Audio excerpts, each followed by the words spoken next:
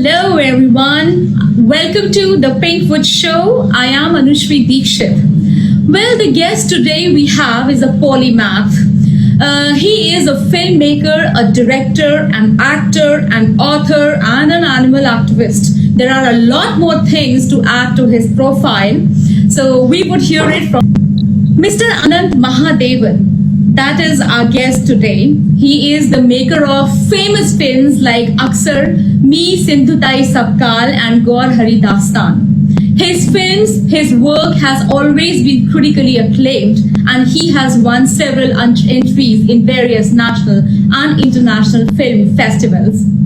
So today, without wasting much of the time, let me introduce Mr. Ananth Narayan Mahadevan to you. Hi, hello everybody. Hello everyone. And thanks for inviting me to the show. And thank you everyone who is joining in to watch the show. And I look forward to answering all your questions. And I hope we have a very enjoyable and entertaining session today.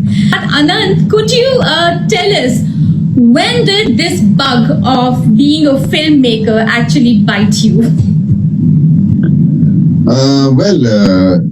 You see, I wasn't a filmmaker right in the beginning. As it happens with every other profession or even your education, filmmaking comes somewhere after you have learned the elementary, craft, that is acting, and you go through a lot of exercises in theater, television and film before you decide whether you want to be a filmmaker or not. And I went through the entire process. It was, you could call a very, logical graduation process because unfortunately in India, you do not have a very formal, and even if there is one, I do not consider it good enough to qualify to make you a filmmaker or an actor. So one has to educate oneself. So I am self-taught, and what better means and ways of teaching yourself than learning on the job. So as an actor, a lot of other great actors, both in India and abroad, whether it's in Europe or whether it's in America or whether Japan or Russia, and learned what the ABC of acting is all about. And as I grew as an actor, then I took the complete process of filmmaking seriously and started learning the ropes there, again by watching all the great masters all over the world, and then realizing my potential and how I could start off as a filmmaker. So my first film was made only in 2002, Dil Vil Pyar Vyar. But from 1983 to 2002, I was either an actor in theatre, television, films, or a director on television and in theatre. So it was, a very, very, very carefully studied process. And only when I felt that I was ready to take on the mantle of being a director did I decide to become a filmmaker. Wow. So acting came to you first, and later on you turned into a director. So, you worked, I mean, internationally. So, what is the difference that you find between, their technology and their way of filmmaking and Indian filmmaking? See, having studied a lot of cinema, both Indian and international, and even having worked with a couple of directors on the international scene, like when I worked in my very first film, which was based on Rudyard Kipling's novel Kim. And I was fortunate enough to, share screen space with the great Sir Peter O'Toole. And we shot in very close to Jaipur. We shot in Jodhpur. And Peter O'Toole played the Lama, and I played his servant. And that was some kind of a baptism, very holy baptism for me, because not only did I get to rub shoulders with the great actor, the thespian, Petro tool, but also learnt the way an English crew looks at filmmaking and how they organize themselves. And right in the beginning of my career, I was fortunate enough to be handed over call sheets and scenes and slides and scripts. So I knew, I mean, I was sort of initiated into a very methodical way of filmmaking. And just a few years back, I worked with a Turkish director on a film on the assassination of Mahatma Gandhi. We shot that in Sri Lanka. And I was fortunate again to have the main villain of Avatar, with me. So again, it became a learning process, and we saw how they shot, and we saw how they filmed, and how systematically and very in a very disciplined way schedules were made. So that is the difference somewhere. I mean, we have picked up the ropes. Indian cinema has done that, and a lot of discerning and serious filmmakers like Satyajit Ray or Mrinal Sen or Ritwik Ghatak or Girish Kasravali, Adur Gopal Krishnan, Arvindan, and Shyam Benegal and Rishikesh Mukherjee. All of them were very, very systematic in their approach. And that was something that discipline was something that lacked majorly in the bigger picture in Indian cinema. And that was what had to be inculcated. So I was very, very serious about that kind of discipline going into filmmaking. So that's the difference.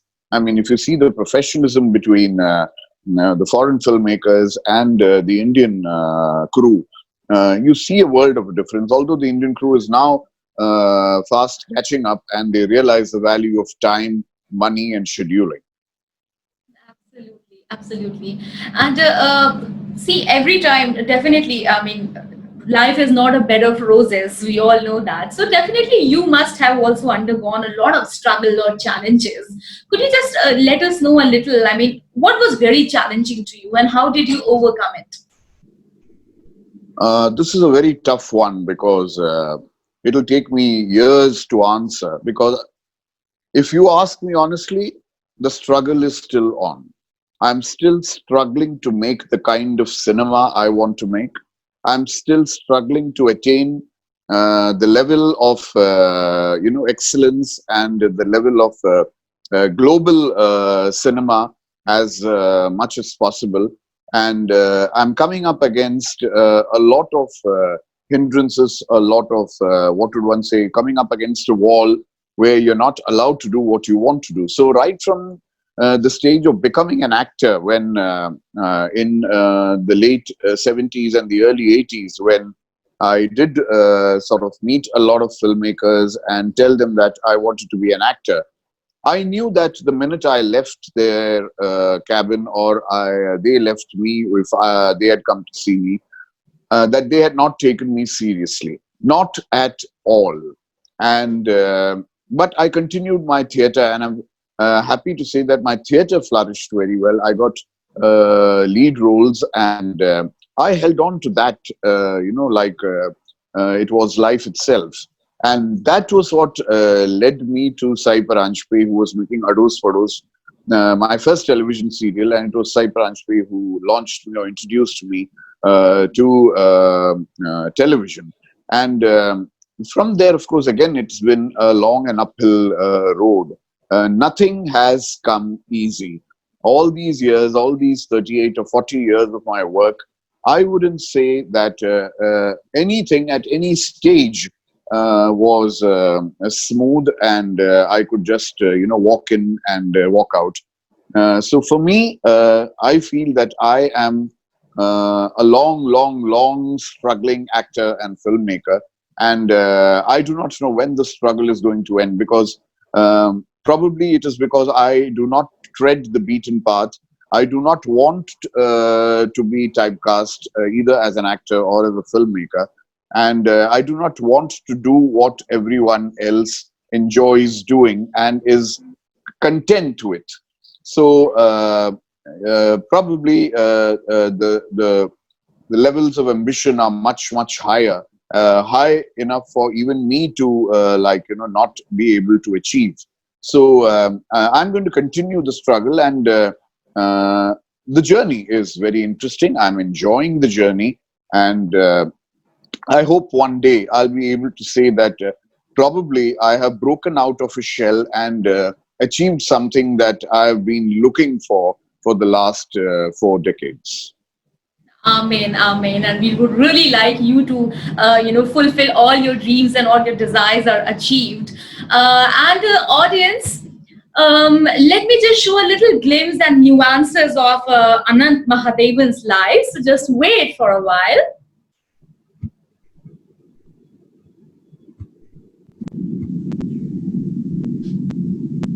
बेशक इस बात का अफसोस होना चाहिए, लेकिन आप कम नसीब नहीं, खुश नसीब हैं। आपके वालिद ने आपको अपनी तमन्नाओं, अपनी आरज़ुओं के मुताबिक परवान चढ़ाया था। उन्हें आप पर बहुत फक्र था। मैं समझता हूं आपको भी उन पर बहुत फक्र होगा। पर नहीं साहब, मुझे अपने वालिद पर इतना फक्र है कि मैं दुनिया की हर शय को उनसे कम समझता हूं। उनके अधूरे काम पूरे करने के लिए आपको फक्र महसूस होना चाहिए। हाँ मदन। Yes sir. मैंने ऑर्डर्स के फाइल्स चेक किए हैं। जी। हमारे जो परमानेंट डीलर्स हैं उनका खास ख्याल रखना। Yes sir. उन्हें किसी तरह की शिकायत नहीं होने देना। जी नहीं सर। और हाँ, ये पावर ऑफ अटॉर्नी है। हाँ जी। मैंने तुम्हारे नाम बनवाया है। सर मेरे नाम? हाँ, इससे तुम्हें कंपनी ऑपरेट करने में कोई परेशानी नहीं होगी।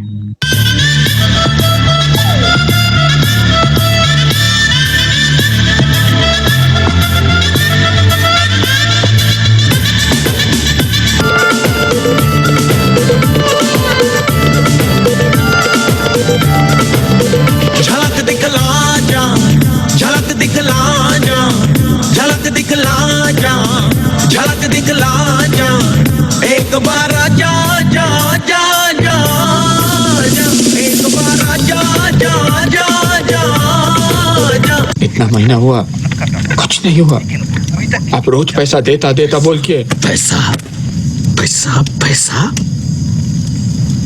पालवा मेरे को वो सुअर का पिल्ला पुलसा कितना पैसा दिया हम लोगों को छोड़ने के लिए? You finished. क्या? तुम्हें पता नहीं तुमने क्या किया है, किसके साथ किया है? I am the son of IG police. तुम सोच भी नहीं सकते हो कि मैं तुम्हारे साथ क्या कर सकता हूं। बाबांनो, मी एक छोटीशी कृष्ण भक्त आहे। भजन गाते आणि गावोगावी फिरते, पण कृष्णच भजते, राम नाही। राम नाही, राम क्यों नाही? त्याला कारण आहे बाबांनो। ज्यानं बायकोला सोडली त्याला मी बाई माणसानं का पूजायचं? हा, का पूजायचं? सीतेचा अपमान त्योच माझा अपमान। अशा देवाला मी देवच मानत नाही।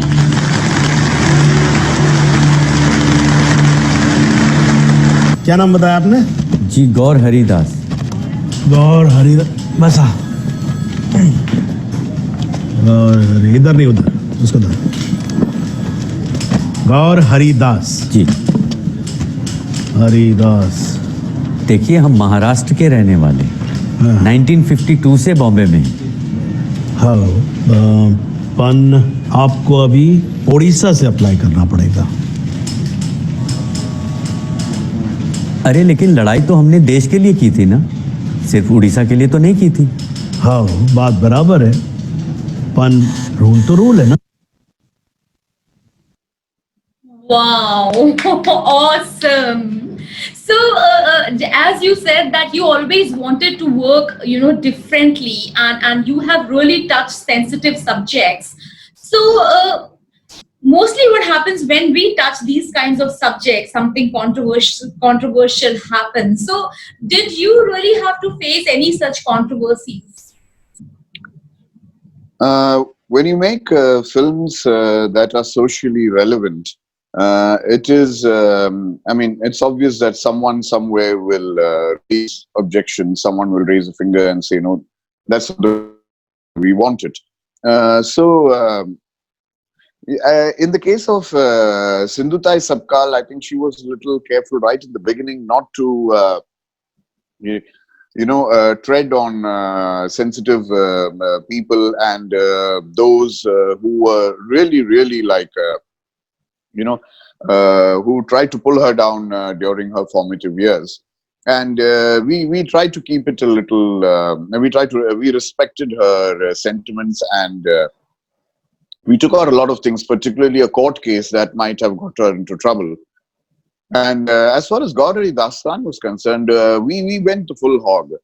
We did not hold back anything, and it was an indictment of the government then, the Congress government at that point of time. But it wasn't anything politically motivated. I mean, it happened to be the Congress government that made Gauri Das run around for 35 years. So it wasn't, directed at any particular government, but it was directed at a system that did not respect one of our last of the living freedom fighters. So we knew that every time we were picking up a subject, even education, what happened was, when I made a film on education called Rough Book, it was produced incidentally by Akash Chaudhary, who is the principal and the founder of Akash Institutes, the medical and the engineering institutes. And when he approached me to make a film on education, I warned him that we could be critical of, and institutes like his. And he said, go ahead and say what you like, because Akash Institutes, we follow a certain decorum, we follow a certain discipline, and we are honest in our dealings. So we are not part of the racket. So you're most welcome to criticize the coaching class. So when you have very mature people to deal with, like Akash Chaudhary, then filmmaking becomes much more easier, and you're able to include a lot of things that maybe others may not be able to include. But yes, there was a lot of, I have been through a lot of disruptions, as if you could call it. Red Alert, The War Within, the snippet that you saw with Ashish Vidyarthi and Sunil Shetty. This film was about the Naxalite movement, and it was about a farmer from Andhra Pradesh who was a cook, and he was delivering food to a group of people whom he realized later were Naxalites. And in a crossfire, he got caught between the Naxals and the cops, and he found himself on the side of the cops.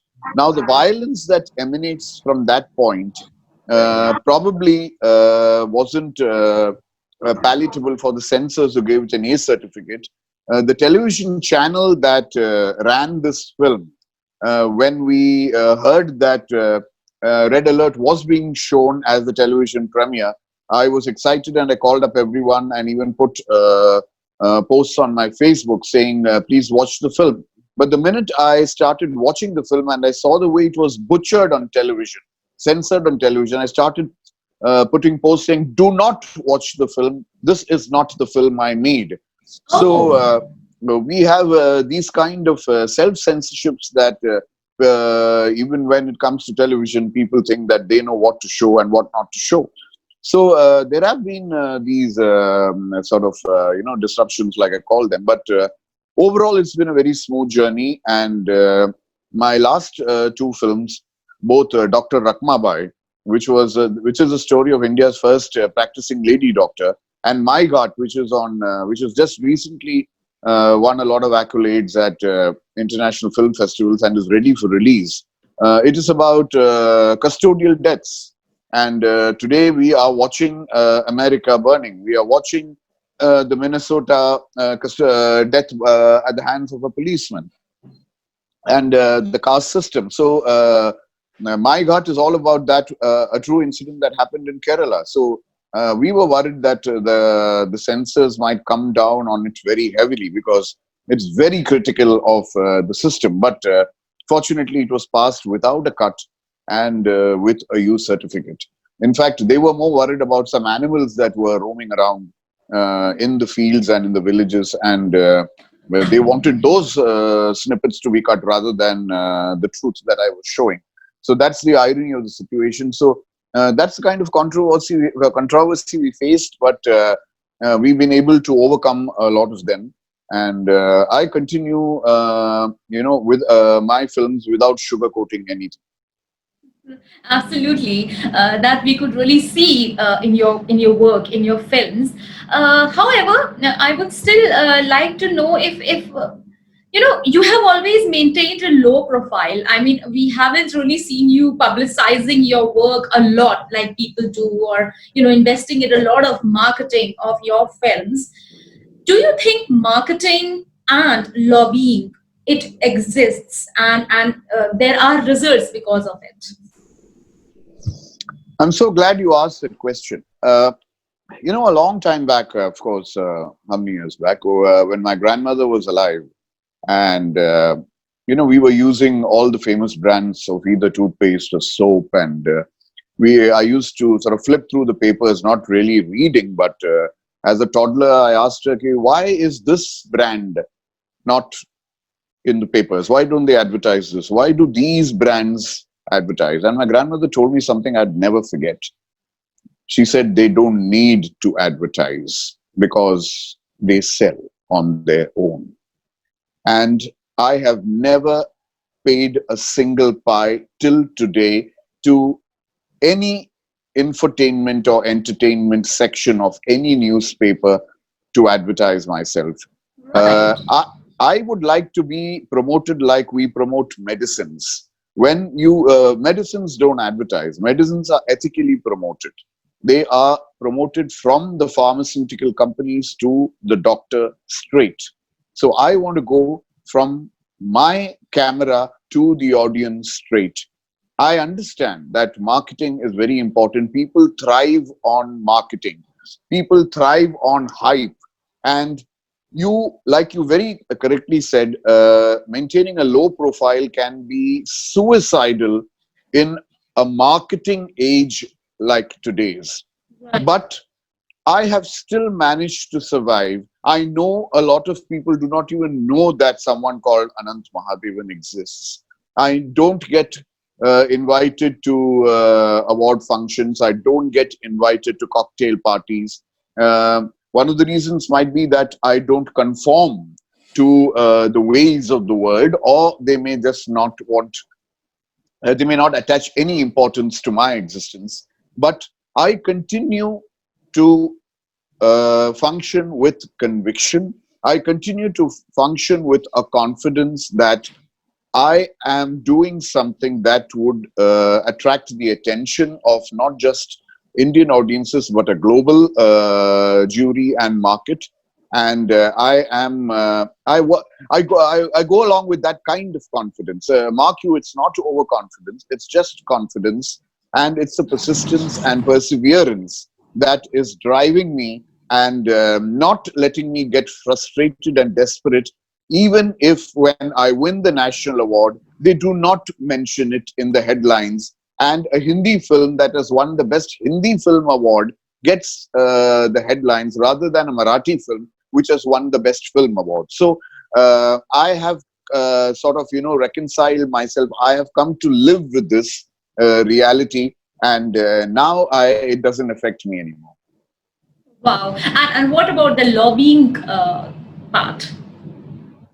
Well, unless you lobby, you lose, So I know that when I enter my films for the national awards and they come very close to winning, besides Sindhutai Sabkal, I know that a couple of my other films have come very close to winning, and they've been sort of kept aside because, or even for the Oscar entries. I know how close I have come to being the Indian entry for the Oscar, and someone from the jury, from the selection committee has come and whispered in my ears how me, Sindhutai Sabkal, just about lost by a whisker because of the power and the money that someone else could wield. So it is very important, and but I will not indulge in it. Wow, that's the spirit, and that's pretty inspiring for all of us. Now, when we talk about, like, we met in Rajasthan International Film Festival, you were also there, and my short film, first short film, was also being screened there. So, your connection with Rajasthan and your connection with Jaipur, can we just talk a little about it? How often do you come to Jaipur? Well. Jaipur, I have lived for 2 years in Jaipur filming as an actor the scenes that you showed in The Sword of Tipu Sultan. We were in Jaipur, we were in Chomu, we were at the Samod Palace. And of course, like I said, my baptism was in Jodhpur. So Rajasthan is very, very close to me. I've shot in Bikaner, I've shot in Jaisalmer, I've shot in Jodhpur, I've shot in Jaipur. And the classic beauty of Rajasthan, the era that people must have lived in, it is absolutely breathtaking, and it's another world for us altogether. And we're fortunate that we have these sections in India. We have Rajasthan to represent the beauty and the majesty and the magnificence of the kings. We have the north to represent another kind of culture. We have the south and the west to represent their cultures. We have actually 4 countries or 5, the Punjab in one country, and that is the beauty of it. And Rajasthan stands out, and like the name, the land of kings. So I enjoyed every bit of my stay, and probably, yes, the best role of my life, the Sword of Tipu Sultan, Purnaya Pandit. So Rajasthan is very, very, very close to me. Wow, that's so nice to hear, and I'm sure all the audience here in Rajasthan would be elated to know your love for Rajasthan and Jaipur. Okay, now let's talk about you turning into an author. I mean, you've recently written a book, Once Upon a Prime Time. Can we talk about it a little? Yes, Once Upon a Prime Time is the cumulative effort of 40 years of my journey through Indian television. And Indian television told many stories, and I have told one story about all the stories of Indian television.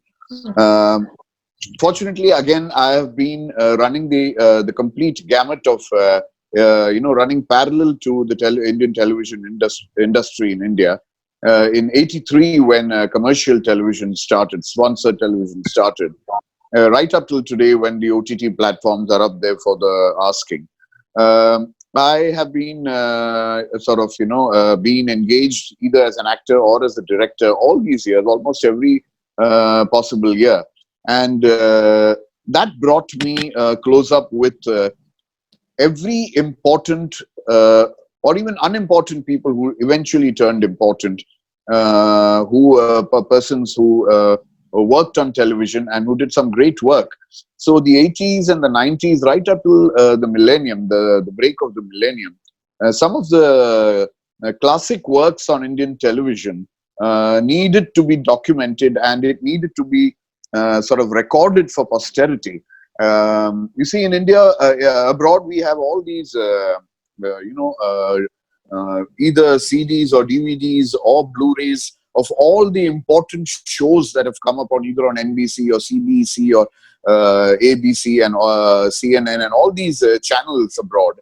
And they have a record of everything that they did. But in India, the habit of getting things recorded, preserved, like we do for films. I mean, we have all the films at the archives in Pune, but we do not have anything on television. So it was a desperate attempt and a move against time, because time was running out, and before something skipped my mind, I needed to put it all down. So I started writing about 3 years back, all the experiences, not just mine, but of my peers and all those who worked along with me or did not work with me. I met up with them, and they had 101 interesting stories to tell me. And all of them have been sort of woven together in this book called Once Upon a Prime Time. So when you read the book, you will start journeying through Indian television, and not only the shows that you loved,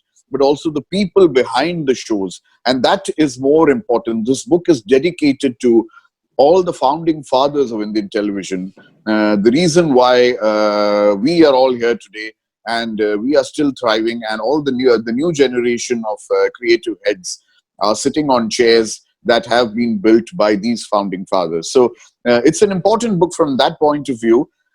It's also a personal autobiography, and it's a story that encompasses almost 4 decades. So Once Upon a Prime Time is something that I always wanted to pen, and I'm so happy that today the book is up there on Kindle.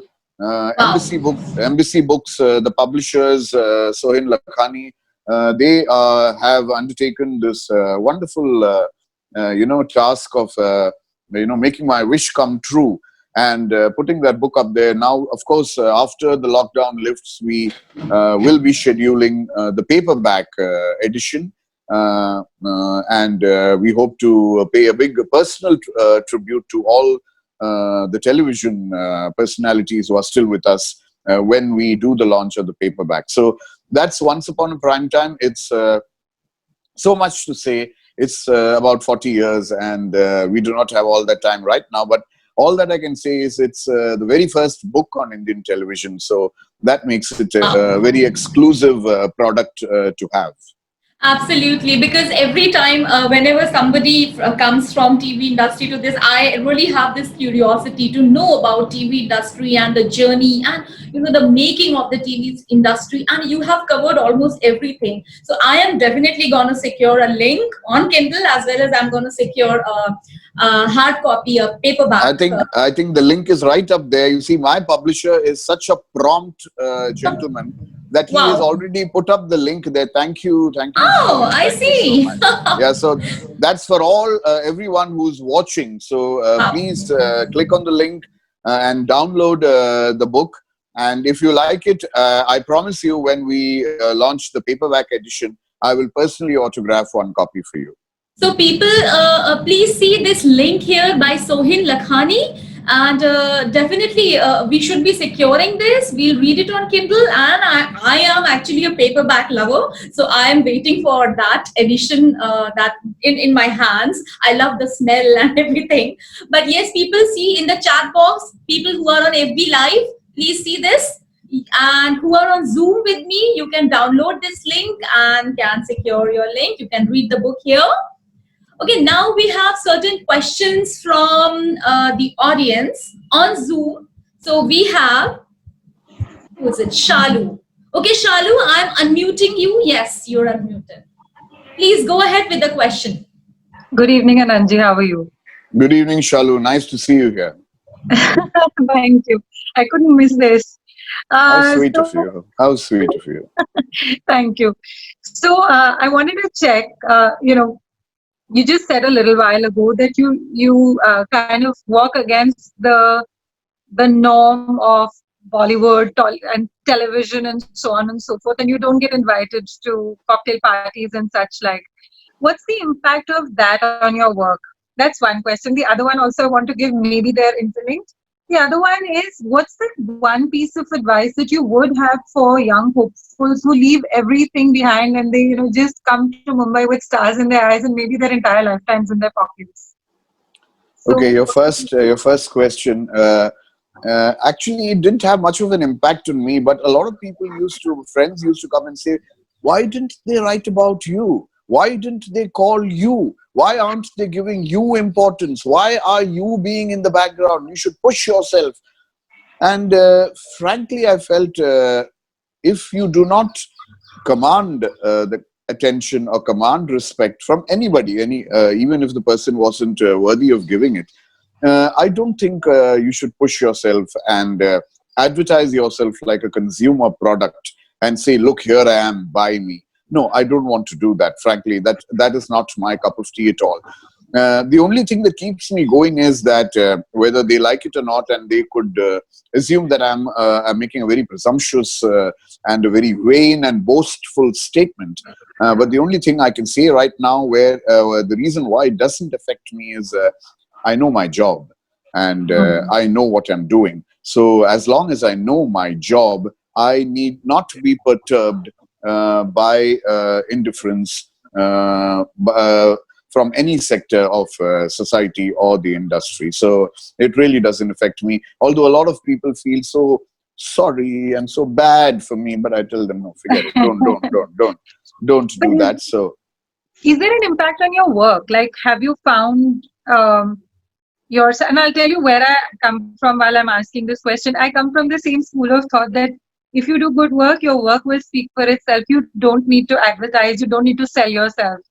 But do you find that, or have you found in these last 40 years that that principle that you live by, or that value that you live by, has it had any kind of impact negative on your work? no, I still continue to do the work I want to do, the kind of work I want to do, and the quality that I attach to it. Yes, when it comes to distribution in cinemas and marketing, a lot of people tell me, if you had marketed yourself in a better way, if you had sold yourself in a better way, probably you would have more audiences coming to watch you. But then that is up to my producers and the distributors. And if they feel that, this is it and nothing more, then I can't do much about it. What I can do is honestly complete the task at hand, make a consummate film or a product, and like you said, let it speak for itself. So a film like Gaur Hari Dastan runs for just 2 weeks in 2015, on the 15th of August when it was released. But today, even yesterday, I get calls from Toronto, I get calls from Singapore that they watched this film on Netflix and how the hell did I miss it? Yeah, how the hell did you miss it? Because I did not make you aware of it probably, but it'll come. My films will last the test of time, and they won't be 3-day celebrations like Friday, Saturday, Sunday. Monday you're out of the theaters and the mind. I do not want my films to be that. I want my films to last forever. When the next 100 best films of India are, the list is made, I hope one of them finds its way into the 100 list. So that is where I'm aiming for. I'm here for a long haul, and I want my films to have long legs. So I'm not going to let this affect me at all. So coming to your second question about what advice I would give to people who come with stars in their eyes, I think the time is gone when people actually landed up at the Victoria terminus, the VT station, which is of course now the Shivaji terminus, Chhatrapati Shivaji terminus. But I think people are more aware now. People are more savvy. I mean, even they used to call all these girls who came from Jaipur as small town girls, with stars in their eyes and ambition in their mind. And it's no longer that. Everyone is now today so savvy, so modern that they know exactly what to do and how to do it and how to get it. And it's not the old times when you went around with portfolios to the producers' offices and try to get a job. Now there are so many other ways and so many platforms where you can get work. But I'd like to say just one thing: do not treat the performing arts as a last resort. Do not consider this as the only profession where you're not asked for a qualification, where they do not ask you for a degree. Everyone considers this profession as the last resort. If kahin kuch nahi hua to acting to hai hi. This is what people think, and this is the biggest misconception that they have. Acting is not easy. Filmmaking is not easy. It's not as glamorous as you think it is. They make it out to be. I mean, it is all sold in, designer dresses and petticoats and bottles and, covers, packages. But please do not go by the packing. Inside is a lot of dust, a lot of hay, a lot of paper that needs to be acting as a buffer to hold you there from breaking. So please be very careful. Come in only if you think you have the aptitude, and if you feel that you are an actor or a director or a writer or an editor or a photographer, whatever you want to be. but do not come here with dreams. Come here with an absolute intention and aptitude. That's brilliant. Thank you so much for responding to that. Thank you, sir. Thank you, Shalu. Nice Thank you, seeing you. Shalu. Yeah. Likewise. Thanks. Okay, we have Shashi. Shashi, please go ahead with the question. Shashi Kamal. Shashi Kamal? Yeah. Thank you Anand ji नमस्कार नमस्कार नमस्कार शशि जी, कैसी हैं आप? नमस्कार आनंद जी नमस्कार शशि जी, आपको ठीक है। सुनाई दे रहा है? बहुत ही अच्छा लग रहा है मुझे बहुत खुशी हो रही है थैंक यू जी प्लीज गो अहेड हाँ बोलिए बोलिए शशि जी, आपका सवाल आवाज क्या आ है? रही है जी जी बिल्कुल आ रही है, बोलिए। मुझे आज बहुत खुशी हो रही है कि मैं आपके सामने हूँ और आपसे कुछ बात कर रही हूँ।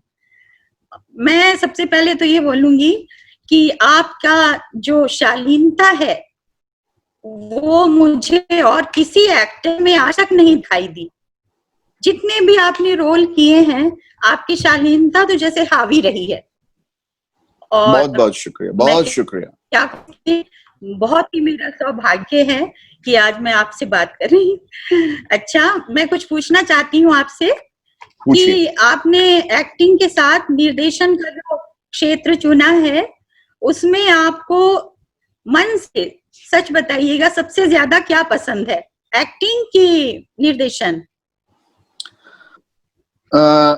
देखिए इसमें ये दो-धारी तलवार है ये सवाल जो है।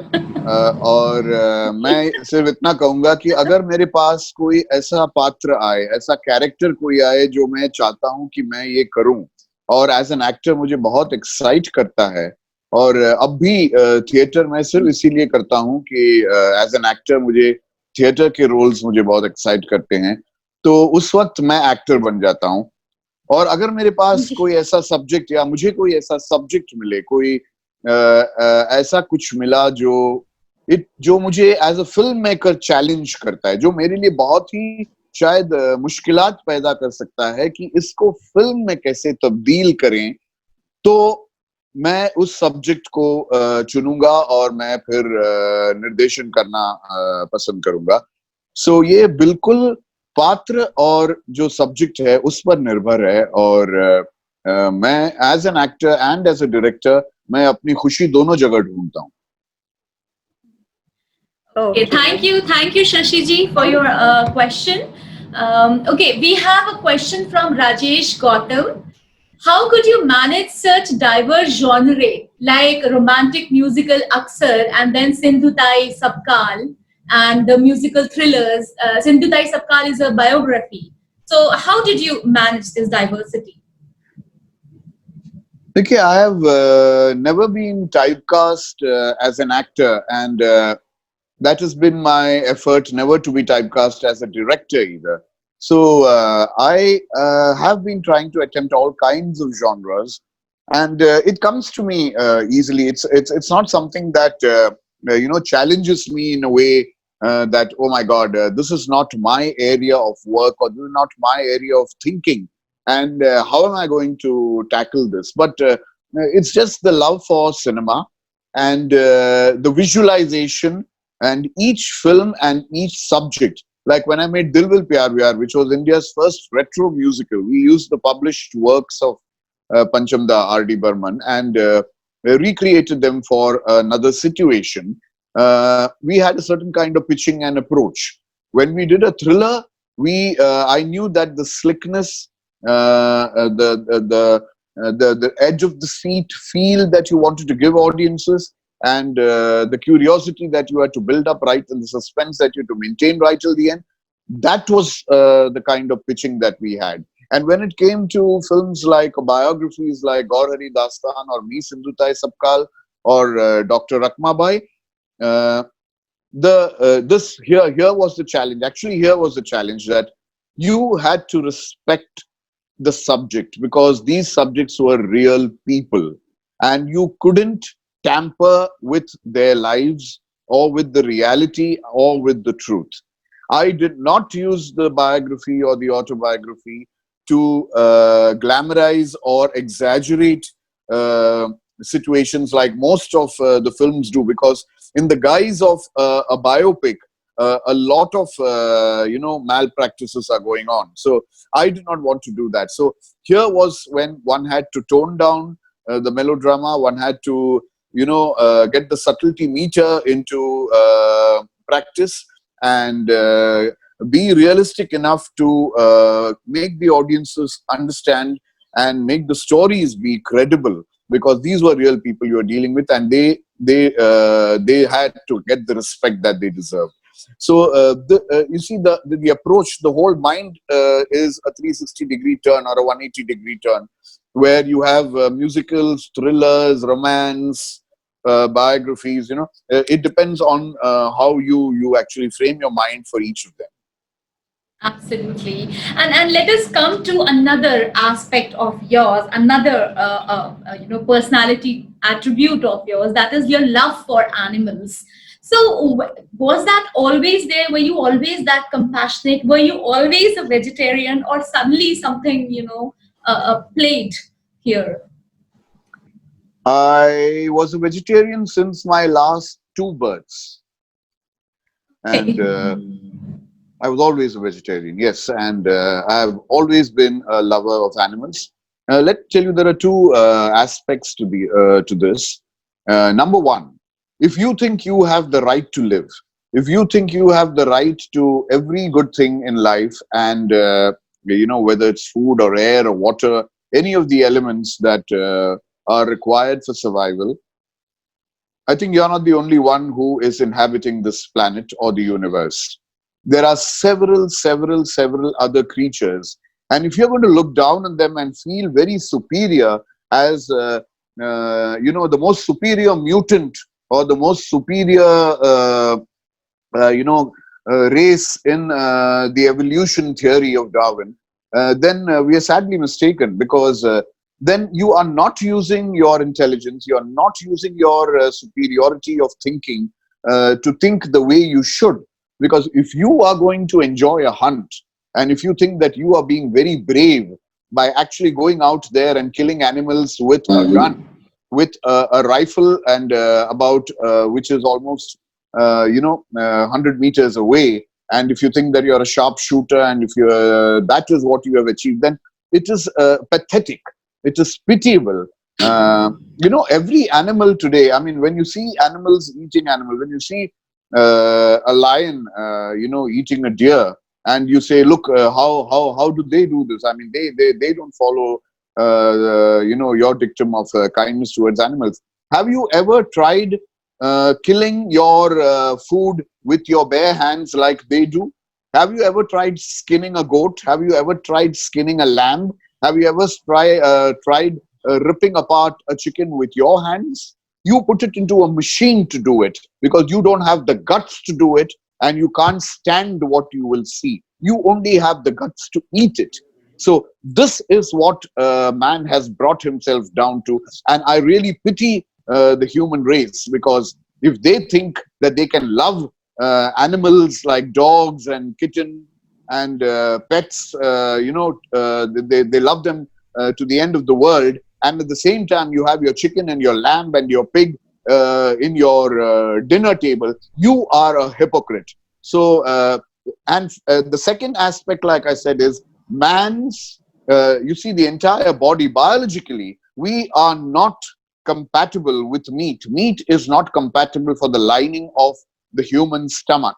Meat is meant for the carnivores, the lions, the tigers, their stomach is lined for such spicy, strong material. So when we are not compatible for it, you do not connect your smartphones to 840 watts electric plug, do you? Because you know that it will explode. It has to be 440. So when you look after your electronics so well, why can't you look after your own body? And why do you, sort of abuse it by using it like a manhole and throwing all sorts of garbage into it, dead bodies into it? So I am an absolute, no one can ever shake me up from this belief of, being kind and compassionate to every living creature, whether it is a caterpillar or whether it is a dinosaur.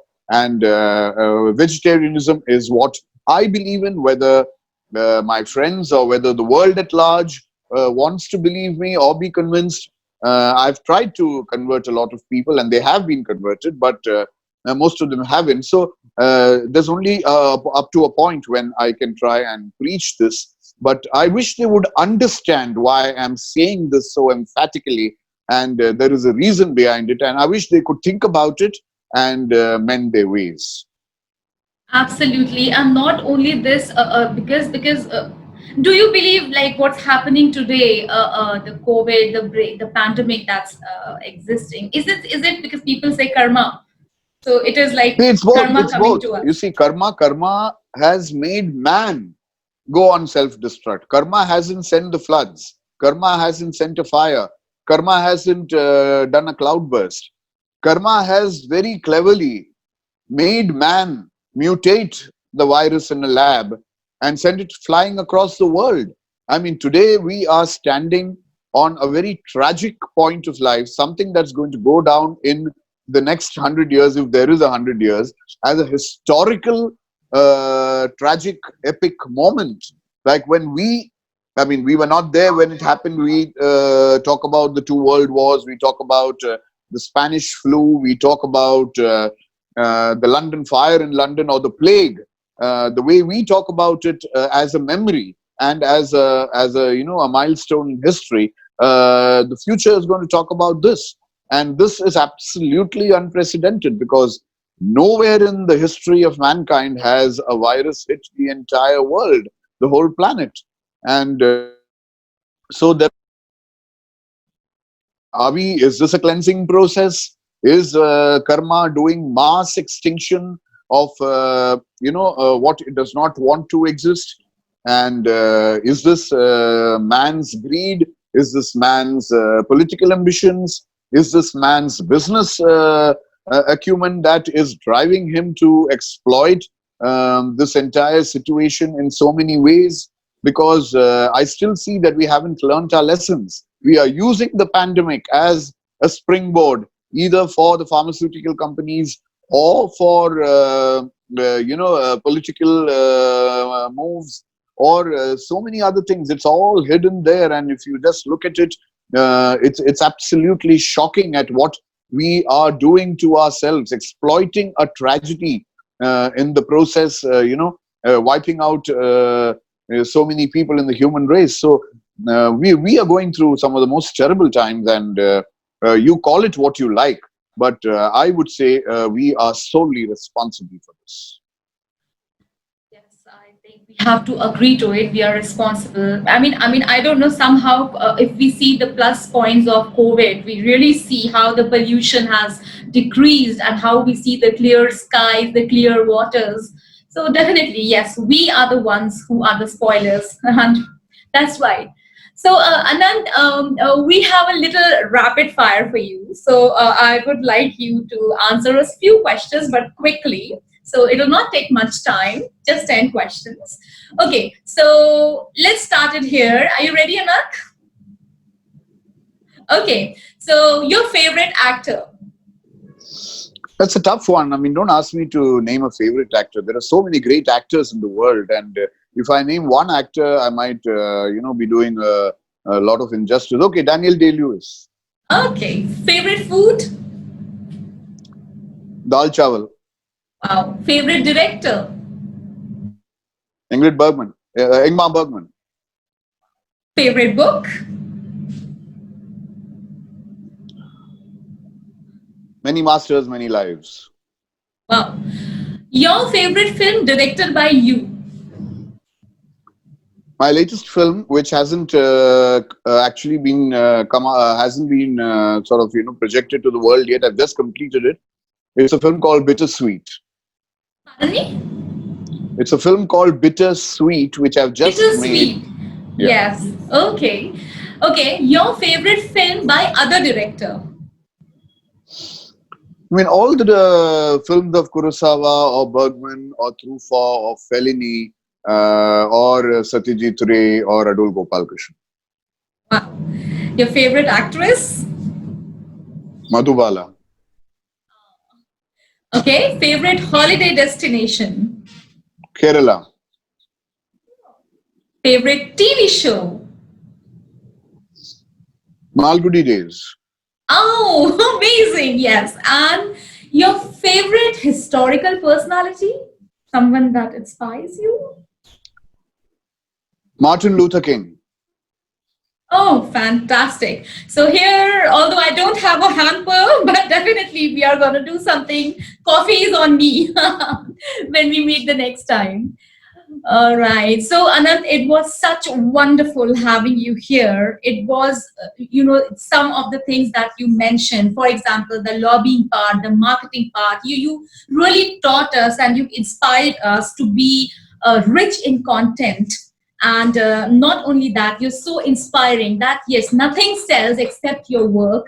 And you're so grounded. The down to earth personality is once again inspiring. So thank you so much for being here. And we'll just end the show with one last message from you on this show for our audiences. Let's live life the way it's supposed to be. Let's live life the right way. Let's get all the garbage out of our minds, all the cobwebs out of our minds. And can we get rid of the politics and the unsocial behavior that we indulge in? Can we finally make this planet Earth, get back to its original beauty? And can man finally qualify to actually be the most superior being on this earth? Can we all get together and, sort of condition our minds, our bodies, and our behavior so that we become, you may make life worth living not only for us, but also for everyone around us? That would be the ultimate dream. And I hope and pray that the world recovers. Thank you so much. And we all pray that the world recovers soon. Thank you so much, Ananth. Thank And you. thank you, audience.